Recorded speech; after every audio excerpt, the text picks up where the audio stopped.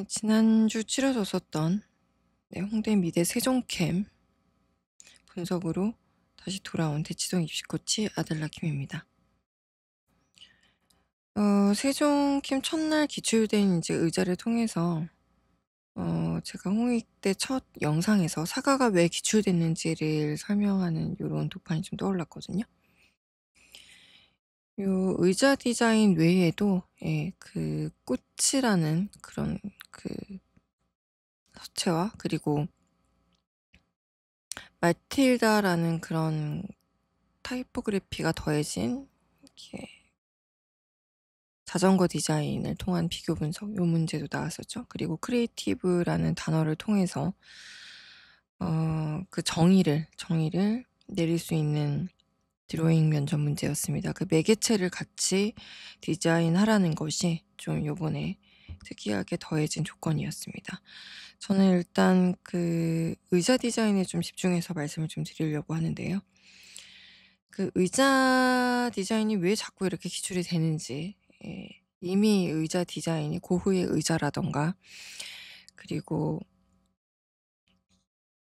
알렉산드로 맨디니의 의자, 요런 의자들, 그리고 게리 리트벨트의 의자, 이런 것들이 나왔었습니다. 그리고 조금 어렵게는 조세 코스스의 개념 미술인 하나이면서 세 개인 의자도 역시 기출이 됐었죠.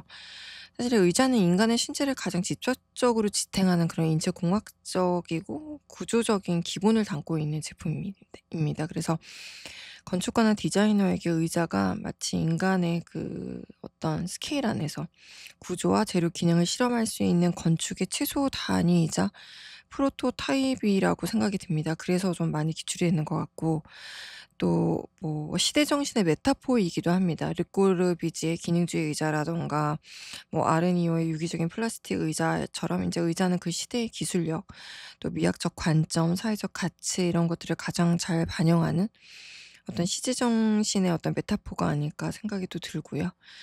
그러면서 이제 의자는 기능, 이제 앉는다는 그 기능이 명확히 고정된 형태이기 때문에 예술가들은 이 명확한 기능이라는 제약 안에서 개념이나 회화를 주입함으로써 이제 순수 미술과 디자인의 경계를 허무는 시도를 할 수 있습니다.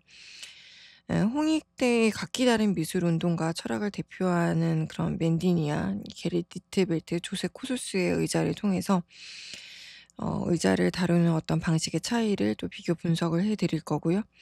그리고 제가 이번에 제시된 두 개의 도판, 현대의 안마 의자와 고대 이집트의 투탕카멘 황금 옥자를 가지고 미래 100년 후의 의자 디자인을 제 나름대로 또 디자인해서 한번 제안해 보도록 하겠습니다.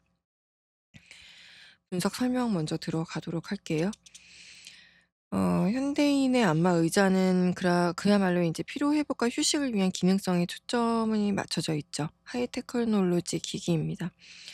치료 및 인제 휴식의 그런 기능을 갖고 있고요.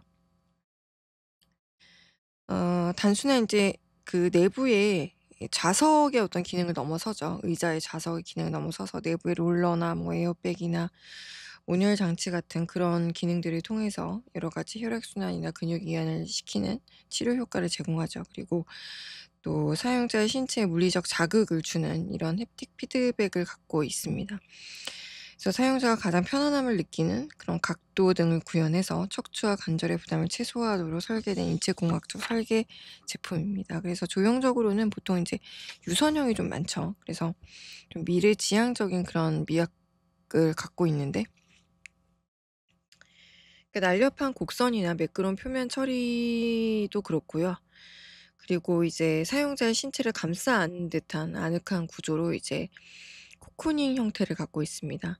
그래서 외부는 견고하고 매끄러운 하드쉘이고 기계적 이미지에다 내부는 부드러운 가죽 퀼팅을 가진 그런 소재의 이원화를 가지고 있는 이중적 구조를 띠고 있습니다. 그리고 투탕카멘의 황금 옥자는 마치 인제 알렉산드로 맨디니의 프루스트 의자를 좀 연상시켰는데, 그 당시에 파르테논 신전과 같이 기출이 되었죠. 그래서 고대 이집트 파라오의 절대 권력과 신성을 상징하는 제의적인 상징적 오브제가 바로 투탕카멘의 황금 옥자입니다.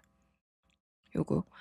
그래서 앉는 자의 편안함보다는 어떤 파라오의 권위나 신과의 연결성, 영생에 대한 염원을 드러낸 것이 주된 목적입니다. 그리고 의자의 높이나 화려함 이런 것에 의해서 그 물리적 시각적으로 구현된 것을 통해서 이제 일반인과 구별짓는 도구로도 사용이 되고 있고요. 조형적 특징으로는 도상학적 장식성이 있습니다. 전체가 이제 상징적 이미지로 이렇게 뒤덮여 있긴 한데 등받이에 아텐 신 태양광선 아래 파라오 부부의 모습이 있고요. 팔걸이 날개에 이제 날개 달린 우라이우스가 있습니다. 그래서 왕권 수호와 신성을 좀 강조하고 있고요. 호사스러운 재료 그리고 목재 위에 금박을 입힌 호사스러운 재료, 생유리, 파이프, 보석 등 상강 기법으로 장식해서 극도의 화려함과 영원 불멸성을 표현했습니다. 이집트 미술의 가장 큰 타겟팅이죠. 영원 불멸성. 그리고 다소 이제 건축적이고 경직된 구조를 가지고 있어서 인체공학적 고려가 전혀 없다. 그리고 직선적이고 딱딱한 형태의 권위적이고 기념비적인 느낌을 줍니다. 다리 부분에 이제 그 사자 발톱 형상이 통치자의 힘, 파워 이런 것들을 좀 상징하고 있습니다. 미래 의자 디자인을 재현을 했는데 100년 후의 미래 디자인이에요. 그래서 저는 이 100년 후의 미래 디자인을 통해서 투탕카멘의 그 옥자의 상징적 권력, 정신적인 고양감을 주는 권력과 안마의자의 육체적 최적화의 첨단 기술을 통해서 융합을 한번 예측해 봤습니다. 그래서 100년 후에 이제 기계적인 자극 이상의 어떤 인간이 가지고 있는 미세한 그런 신경 세포 수준의 상호작용을 하는 그런 의자로 진화할 것이다라고 생각을 했고요. 그래서 이제 디자인명을 뉴로 심바이오시스 스로니로 이제 신경공생의 권자라는 이런 의자로 한번 이제 이름을 지어 봤습니다. 그래서 인간의 신체나 정신 능력을 최적화하고 확장하는 개인용 이제 생체공학 플랫폼으로 한번 적용을 시켜 봤고요. 그리고 스캔퍼법으로는 제가 다른 용도로 사용하기, 또 제거하기, 재배열하기 등을 이제 적용을 시켰습니다. 그래서 핵심 컨셉은 사실 이제 앉는 순간 인간은 가장 완벽한 상태가 된다라는 그런 타이틀을 한번 붙여 봤습니다. 그래서 과거에 이제 권력이 금과 보석으로 표현이 됐다면 미래의 권력은 완벽한 건강과 확장된 정신 능력으로 표현이 될 수 있다고 생각을 했고요. 이 의자는 이제 탑승자의 뇌파나 생체 신호를 실시간으로 동기화해서 최적의 상태를 제공하는 신경 공생체입니다. 지금 저희가 착용하는 그 웨어러블 워치 같은 그런 느낌이 있는데 조금 더 확장된 제품이죠. 그래서 물리적 버튼이나 리모컨이 거의 없어요. 이제 없고 이제 사용자의 생각만으로도 앉기만 하면 요 가운데 센터에 스테이블 포커스에 앉기만 한다면 생각만으로도 의자의 모든 기능을 제어할 수 있습니다. 의자에 앉으면 그러니까 뇌파 동조를 통해서 명상 상태로 유도를 하거나 또 집중력을 극대화하는 그런 인지 부스팅 모드가 활성화된다고 생각을 했어요. 상상을 했어요. 그래서 투탕카멘은 인제 옥자에 마치 인제 앉으면 그 정신적 보양의 기능이 진화되는 것처럼 이제 여기에 그런 기능을 적용시켜 봤고요. 현대의 인제 기계적 마사지 롤러 대신에 인제 의자 내부에 방출되는 특정 주파수의 에너지 장애 필드에 의해서 이제 미세 진동을 유도하고 노화된 세포를 복구하고 피로 물질을 즉각적으로 분해하는 안마의자 치료 기능을 좀 진화시켜 왔습니다. 요거 AI가 빠질 수가 없죠. AI 기반 생체 항상성 유지를 위해서 탑승자의 그러니까 체온, 심박수, 호르몬 수치를 실시간으로 스캔을 해서 사용자의 최적의 환경을 제공하도록 했습니다. 그래서 의자의 온도, 습도, 이제 아로마 등이 자동으로 조절이 되고요. 조형적으로는 그 고정된 형태가 없이 사용자가 접근을 하면은 바로바로 그 사용자의 신체 사이즈와 현재의 기분 상태를 분석해서 가장 편안한 형태로 실시간 이 형태가 변형이 됩니다. 그래서 딱딱한 그 옥자 형태에서 순식간에 인제 무중력의 코쿠닝 상태로 변화가 되는 프로그래머블 물질로 형성이 되어 있습니다, 모핀 구조에. 그리고 금이나 가죽 대신에 스스로 빛을 내는 이제 유기 발광 소재나 유전자 조작된 식물성 소재를 사용을 한번 생각해 봤어요. 그래서 의자 표면에서 은은하게 인제 빛이 흐르고 그런 빛의 패턴이 사용자의 현재 뇌파 상태를 시각화해서 보여줍니다. 그래서 뭐 안정 상태면 푸른빛, 뭐 집중 상태면 황금빛 이런 식이죠. 그래서 투탕카멘 옥자의 화려함을 현대의 지속 가능한 이런 기능으로 좀 재해석을 한 바이오 이제 루미넌선스 미학을 좀 적용을 했고요. 그러면서도 좀 유기적인 곡선을 좀 사용했습니다. 기계 부품이 전혀 보이지 않는 매끄러운 유기적 형태를 띠고 있는데 거대한 하나의 뭐 식물 잎사귀라든가 조개 껍데기 이런 걸 처음에는 좀 연상을 했어요 제가. 그래서 자연스러운 그런 느낌을 주면서도 그 안에 초고도화된 기술의 집약체를 유기적 미니멀리즘화된 제품으로 보여주는 이러한 형상을 구상을 해 봤습니다. 그래서 그런 투탕카멘의 옥자가 가졌던 특별한 존재가 되는 경험과 현대 안마 의자가 제공하는 어떤 신체적 회복을 뇌과학과 신소재 공학을 통해서 결합을 한번 해 봤습니다. 그래서 유기적인 바이오 디자인, 바이오 미믹 디자인 뭐 요런 것들은 교수들이 굉장히 좋아하는 컨셉이에요. 그래서 저는 유기적 바이오 디자인의 거장인 그 자동차 디자인인 루이지 꼴라니의 어떤 디자인 형상을 좀 골랐고요. 이런 자연 생명체에서 영감을 받는 둥글고 또 유기적인 형태의 그런 제품들에서 좀 제가 착안을 했습니다. 그래서 루이지 꼴라니는 인제 "자연에는 직선이 없다."라는 신념 아래 물고기나 새 같은 자연의 유기적인 곡선을 디자인에 적극적으로 활용했습니다. 그래서 BMW 700 스포츠카나 인제 피아트나 뭐 페라리, 마쓰다 같은 여러 이제 자동차 제조사의 모델 디자인에도 참여를 했고요. 그 오늘날 인제 자동차 디자인이 거의 인제 루이지 꼴라니의 선구적인 작업에서 나아갔다고 보시면 됩니다. 메르세데 벤츠의 인제 콘셉트 바이오닉 같은 것들 보면은 인제 해파리 구조를 모방해서 공기 역학적 효율성을 극대화시킨 그런 바이오미미크릭의 적용 사례고요. 현대 자동차 그룹의 디자인들도 보면은 이제 대부분 영감의 원천을 여기서 가져왔습니다. 보여지는 요 도파는요. 그래서 인제 저는 그 기출이 이미 됐는데 의자 도판에서 기출이 됐는데 혹시 다시 한번 기출이 될 수 있다는 개념에서 한번 설명을 드리고자 합니다. 보여지는 요 도파는 인제 알렉산드로 맨디니의 프루스트 의자입니다. 그리고 옆에 게리 리트베이트의 적청 의자, 그리고 조세 코스의 새 의자. 하나 그리고 세 개의 의자입니다.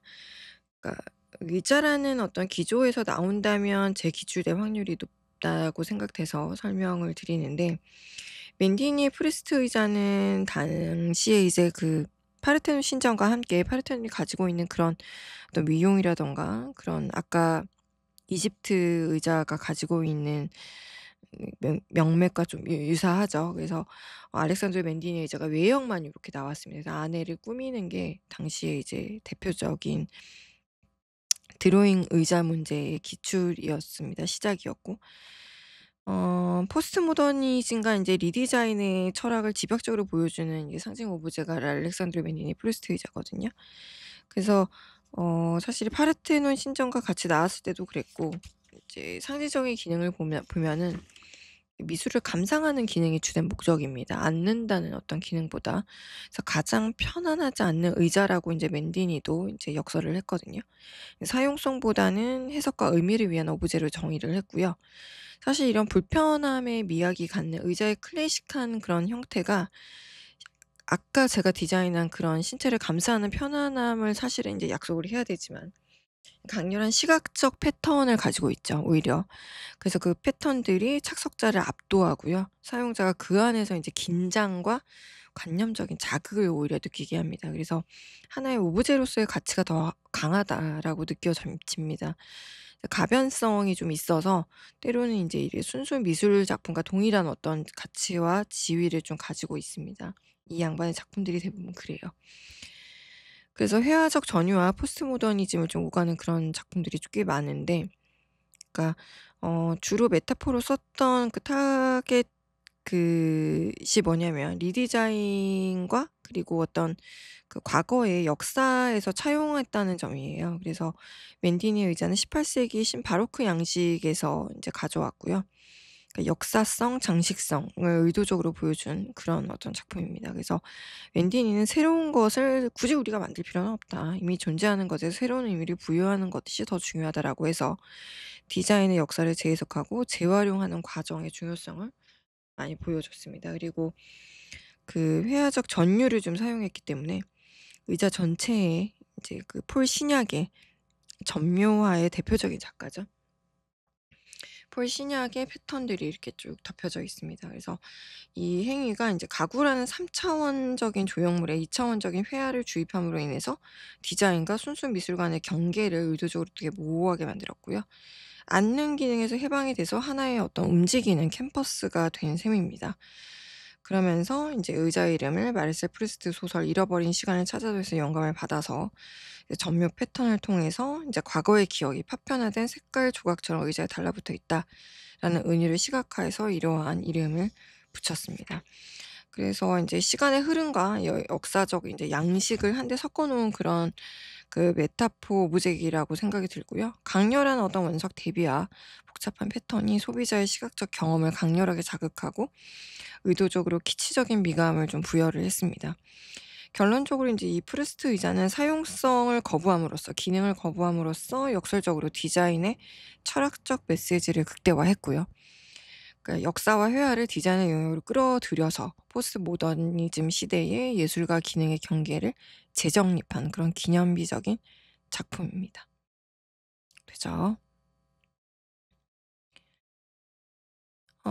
게리 리트벨트 의자는요. 게리 리트벨트 의자 여기 있죠. 여기 게리 리트벨트 의자는 슈레더 하우스의 내부에 있던 의자입니다. 슈레더 하브 내부에 있던 의자인데 그래서 좀 더 주시해서 보셔야 될 의자입니다.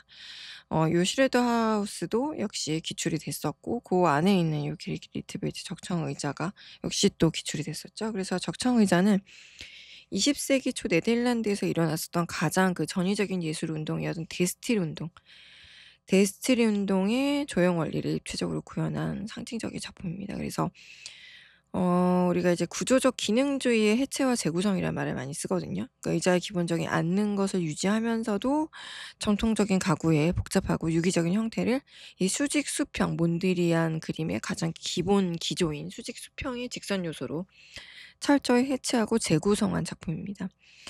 그래서 이런 팔걸이 의자 뭐 자판 다리 이런 데 보시면은 이런 그 평면과 선의 요소로 존재를 하고 있죠. 서로 겹치지 않고 명확하게 분리되어서 리트벨트 이음새라고 보통 얘기를 합니다. 요런 데를. 그래서 이 리트벨트 이음새라는 독특한 결합 방식을 사용해서 이제 하중과 지지의 관계를 명확하게 이제 드러내고 있어요. 의자의 구조를 견고함과 또 경쾌함과 요런 어떤 미학들이 복합적으로 드러나고 있습니다.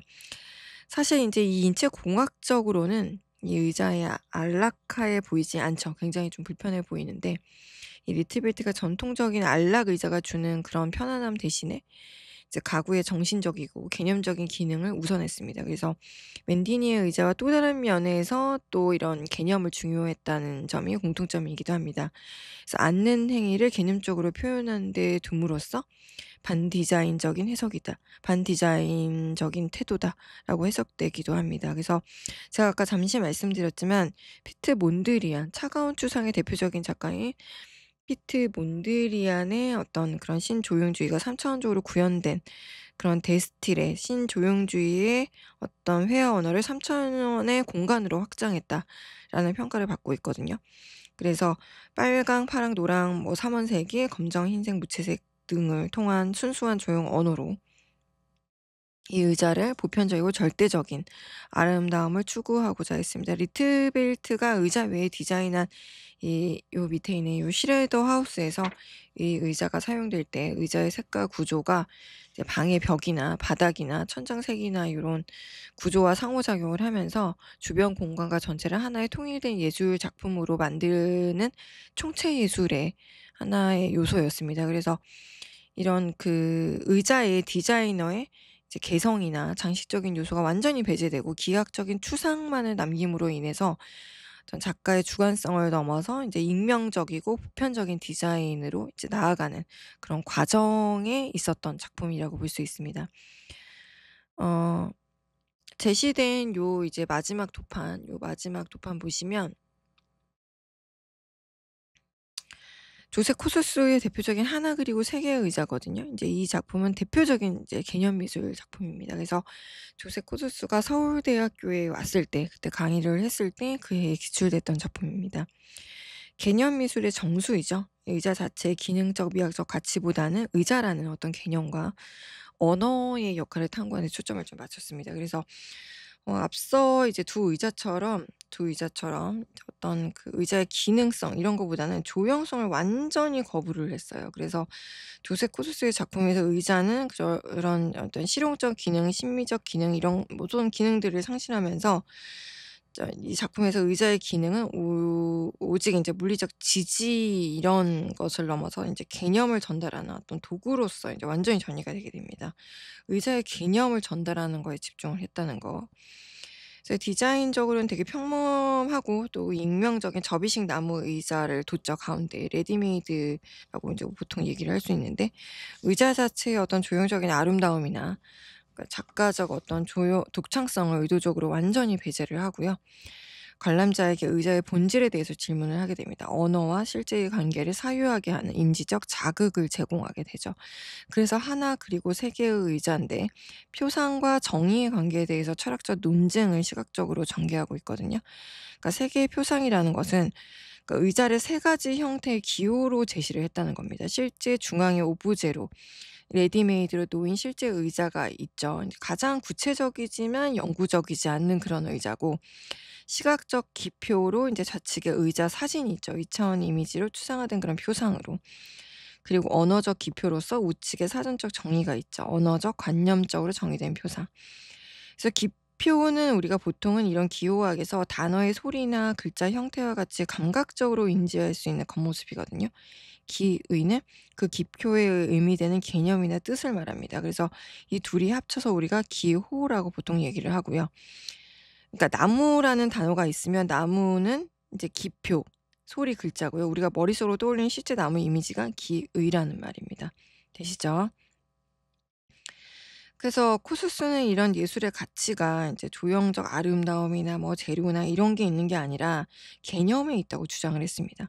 중요한 것은 의자 디자인이 아니고 세 가지 의자가 이루는 논리적인 구조와 질문에 있다고 생각을 한 거예요. 그래서 미학적 특징으로는 가장 미니멀리즘적인 형태를 띠고 있고요. 그러니까 작가의 어떤 그 주관적인 개입이 전혀 없다는 거죠. 군더더기를 오직 다 제거하고 오직 그 개념 자체에 집중하게 만듭니다. 배경과 분리된 오브제, 텍스트의 배치 이런 걸 통해서 관람자의 시선을 오직 사유의 대상으로 집중시키게 됩니다. 그러면서 실제 언어의 관계를 탐구하게 만드는데 그러니까 '의자란 진짜 무엇인가?'라는 질문을 통해서 우리가 현실을 인식하고 소통하는 방식 자체가 언어와 문화적 약속에 의해서 좌우된다는 철학적인 어떤 통찰을 제공하죠. 그래서 코소스는 이제 디자이너로서 의자를 만드는 것이 아니라 오히려 인제 철학자로서 의자를 활용해서 예술의 정의와 그 존재 방식을 근본적으로 비판하고 확장했습니다. 일단 그 홍익되는 캠퍼스 간의 그 해 문제를 유사하게 통일시키는 경향이 어느 순간 좀 생겨났고요.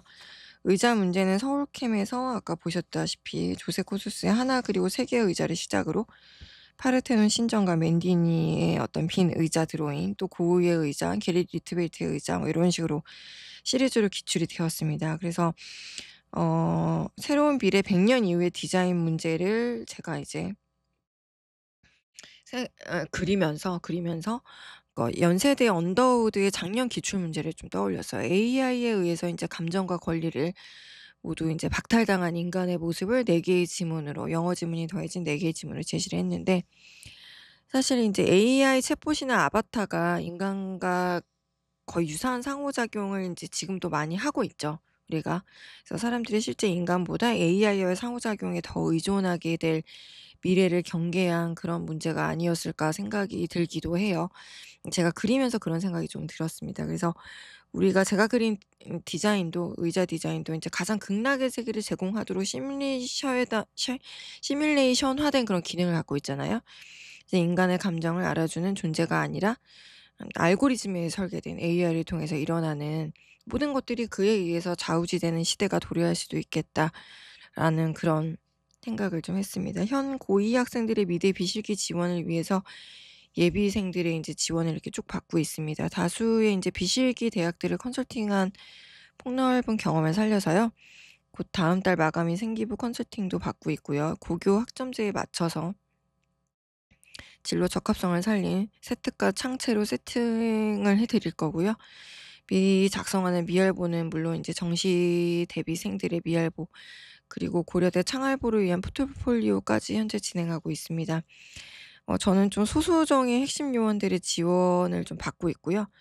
그리고 또 정시 연세대 하스의 IID 지원자들을 위해서 정시 면접도 진행하고 있습니다. 온라인 면접도 가능하니까 지역의 먼 거리 학생들의 지원을 바라고요.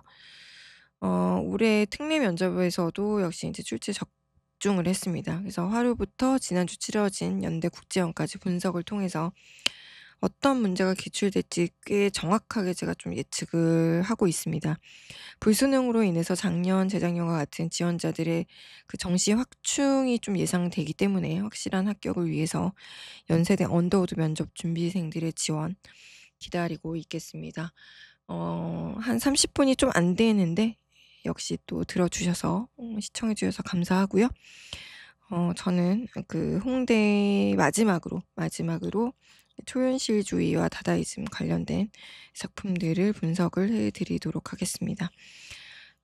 시청 감사하고 다음 영상에서 또 뵙도록 하겠습니다. 저는 대치 입시 코치 아델라 킴이었습니다.